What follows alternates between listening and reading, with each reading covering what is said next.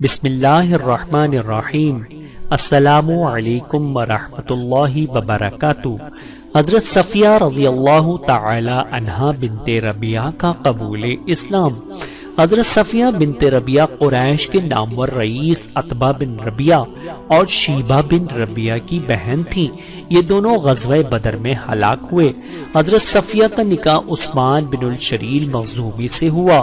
ان کے سلب سے حضرت شماس پیدا ہوئے، جن کا شمار جلیل القدر صحابہ میں ہوتا ہے۔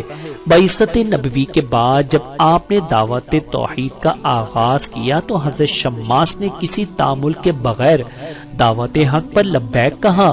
حضرت صفیہ بھی بھائیوں کی اسلام دشمنی کے باوجود بیٹے کے ساتھ ہی مشرف اسلام ہوئی، اور جب مشرکین مکہ نے مسلمانوں پر ظلم و ستم کی انتہا کر دی تو رحمت عالم صلی اللہ علیہ وآلہ وسلم نے صحابہ کو حبش کی طرف ہجرت کرنے کی اجازت دی۔